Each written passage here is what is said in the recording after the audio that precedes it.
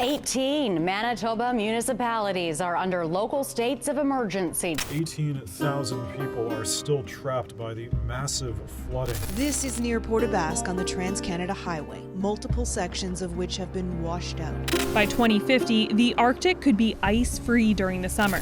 The smoke from hundreds of fires burning in BC has moved east. The heat is just one more threat for vulnerable communities, including people who live outside. Water rushes underneath a now completely severed section of the Coquihalla Highway. Climate change impacted me horrifically within the last year. I was actually part of the fires out in Vernon, along the mountains there. We could see it coming. I got evacuated 4 times. Some of my community members, they lost their homes. Some of my friends in Lytton, they lost the city. The monster, known as the Lytton Creek wildfire, climbs mountains, moves quickly, and leaves a trail of devastation. At least 2 people are dead. Most of the town of Lytton is gone. It's just like, oh my God, I was just talking with you yesterday, and now it's gone. I was just at a funeral just down the road from Lytton, and thank God it didn't happen during that time because I was there. It happened so fast, within seconds. Why in cha isquist quil pizza has halt in cha isquist quil pizza in Shuapa isquist Corley Gregoire in Gulumum BC General Employees Union. Well, today was our first day in the province, the first fire that we had. My job is to go up in the bird dog plane, what is a spotter plane, and I direct the air tankers, tell them where to put their water and how to. We try to manage the fires, try to keep them small. That's what our job is. What we're seeing is deeper fires. The fires are going deeper in the ground. The ground is, we have warmer days, and the ground crew are saying that the fires are hard to put out because we have to have 3 days without no smoke on the fire to declare it out. But they're having a hard time because the fire's going deep in the roots and a lot deeper because of this climate change. We're not having 5 or 6 feet of snow in the wintertime anymore to soak things up. That's the problem. My name is Norman Bork. I'm a forest ranger for the province of New Brunswick. My job involves, my training, let's start there, involves physical chemistry. So physical chemistry is the study of the numbers around chemicals and how they operate. We put the numbers, the things that people love, around the chemistry. The question about whether or not events are happening sooner and sooner in Canada is an interesting one because I'm an immigrant here. I sound funny because I came from somewhere else. And the first winter I remember like the blistering cold on the cheeks. I swear with my hand on my heart, I've never felt that way ever again. I feel like people genuinely forget when the seasons were switching. They know that it's coming, but they don't notice that it was actually like a week sooner last time, or this time last year we were having a barbecue and now it's snowing, right? It wasn't always this way, but climate change is here. And it's getting worse. There's no denying it. Severe wildfires, flooding, heat waves, drought, food insecurity, melting sea ice, and air and water pollution are impacting communities right across this country.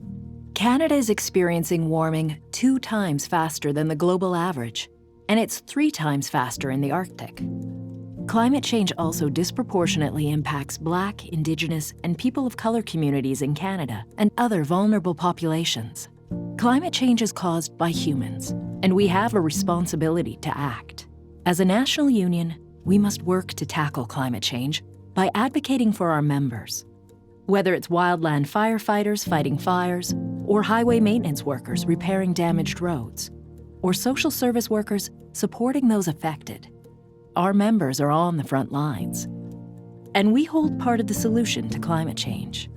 Before our fires are detected, they're big. They're really bigger than what they were 20 years ago. We should have more people out there and being out there in the woods doing all kinds of work.